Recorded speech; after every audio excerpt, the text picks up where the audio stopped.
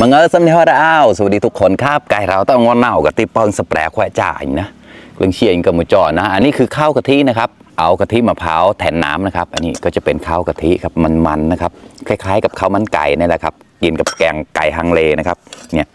เชียร์ก็จานกว้านนะแขวะจานกว้านเราถ้าได้เราแบบนั้นนะเชียร์อร่อยตัวเต่านะอย่าจานกว้านนะอันนี้เป็นไก่บ้านแท้ๆเลยครับเรื่องเชียงกับหมูจอนะแล้วตอนก่อนแขวะเจ็บกับไม่กล้าเนาะแกงใบกระเจี๊ยบแล้วก็อันเนี้ยอะไรนะเผือกครับแซ่บๆอีกแล้วครับน้ำพริกมาเล็กน้อยครับนั่นแหละเราขนาดใหญ่ๆนะใกล้หนุ่มแรกวิเชียที่ปามาเร่มกับเราได้เราตะเย็นนะผ่านเดินไหลเดินแฉกับหมูหมาต้านะเลยเพิ่งซ้ำออดก็ตั้งเกาหนกเลยนะฝากกดไลค์กดแชร์ด้วยนะครับเพื่อนๆปังสแปรแควจ้านี่ก็ตายมันจอดที่คอมเมนต์อย่างใหญ่นะไก่อลอนแกล้นะที่เชียรอกนี่หนูนะเนี่ยรอกสะดาวงต้อยก็ได้นะใส่มันก็ที่เชียก็อันดับในนอนหนาวเลยนะก็เยอะเจ็บเจ้าหลังแกล้มันกำลังดีโยอ่อนช่วยผูกข้อระดับละ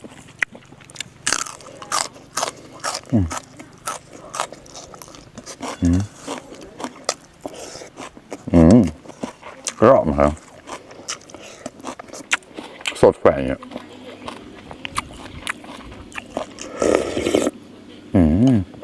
ขอตาเชี่ยวแขวนหนูรัดนะแล้วตามมาเชี่ยรอกเลยเนี่ยจานตุ่เต่านะปอนสเปรย์แควจ่ายนะแล้วเสียมาก็เนี่ยก็ตาเนี่ยนะอันนี้กึ่งครับอย่าเจ้าชิดได้แขวนนี่กล้าตาลงnó nó mẹ lần quậy mình clau cơ lần quậy mình clau tao tìm lần chiều clau nó đầu chỉ bằng sập đẹp phải tràn người kia xìa ăn ngầu của xìa mà lọc mà cầm tô mọc tô cái tao nó ra đó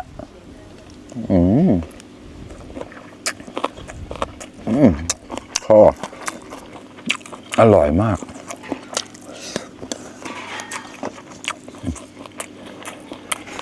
ก็จะเฮ้ย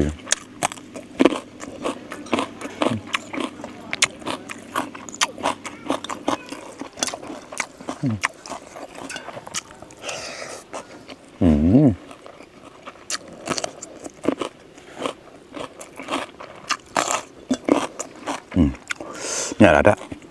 ชิ้นโตๆชิ้นใหญ่ๆแบบนี้เลยครับอร่อยตัวเต่าระดับมาครับคำโตๆหมอกตัวเต่าตาน้อง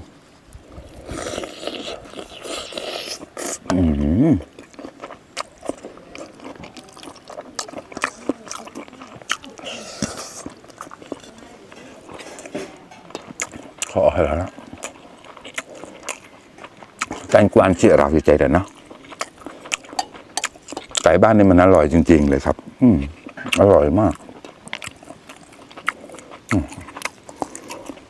เจ้าซาวาเนี่ยนะ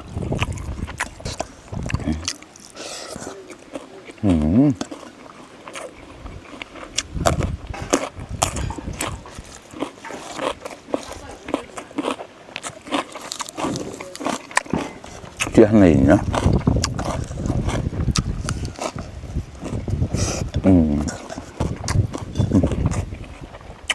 ขึ้นจาน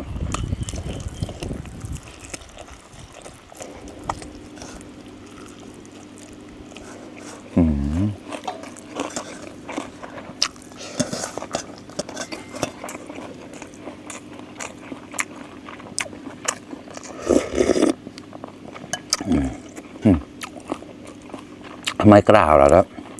เผือกนะครับ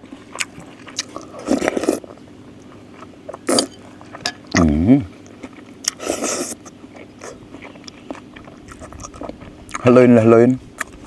เกล็ดแล้วข้อมากัน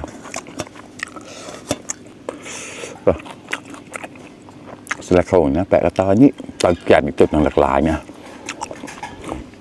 ขออนุญาตใช้มือเล็กน้อยนะครับตักยากไงเนี่ยกึ่งอัตตาในแล้วข้อกว่าอัตตาเนี่ยnóเชื่อข้อแต่อัตตากันนี้ก่อยเนี่ยเลยแขวนนะใส่น้ำแกงลงไปด้วยครับ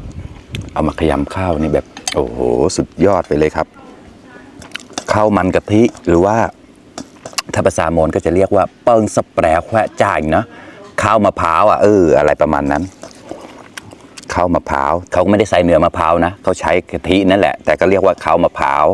กินกับแกงไก่บ้านแบบนี้มันจะอร่อยมากนะก็เนี่ยเอาตาลนี่แหละตาลง ข้อ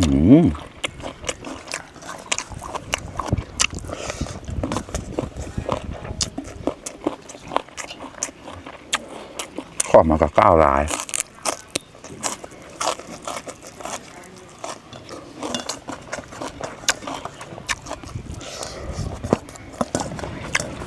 ขอกไว้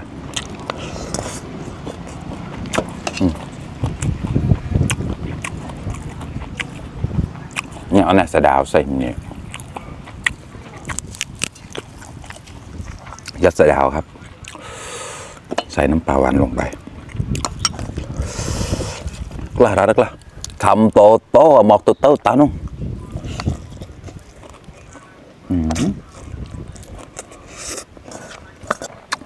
ก็กูชื่อป้อนนึงชื่อป้อนก็มันจอดอะไรเยอะมากินข้าวด้วยกันครับ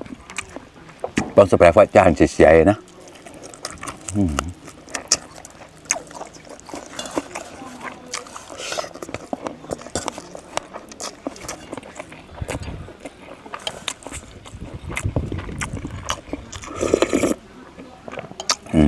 คอแหวกเจ็บเลยคอ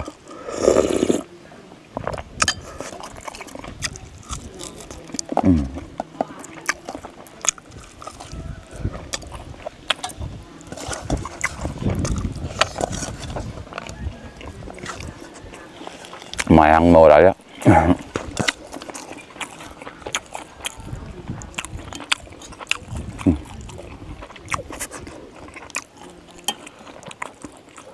ข้อมาก็แล้วใช่มั้ง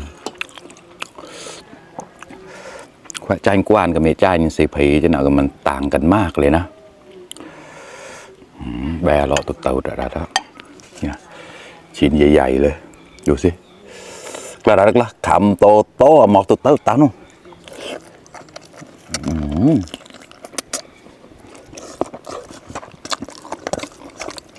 เต็มปากเต็มคำมาก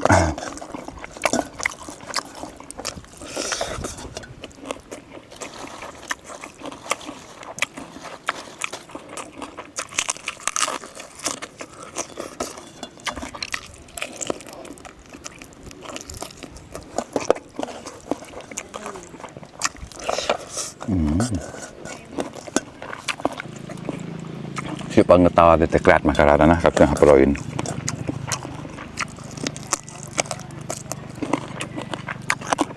ต้องล้างมือบ่อยๆหน่อยนะครับไม่ได้ใช้ช้อนเนาะคำโตโตหมอกตัวโตตามน้องรัตอะ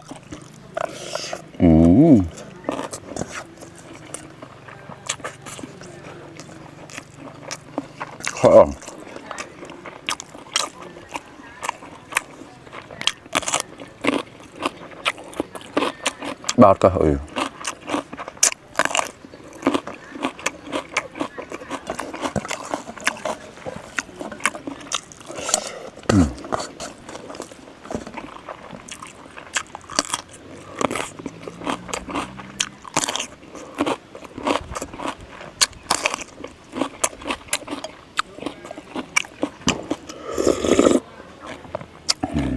อ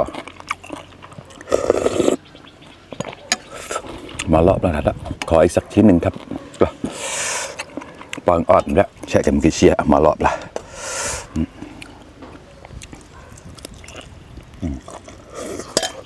ได้ตามเสร็จใส่นะจานกวานเด้อ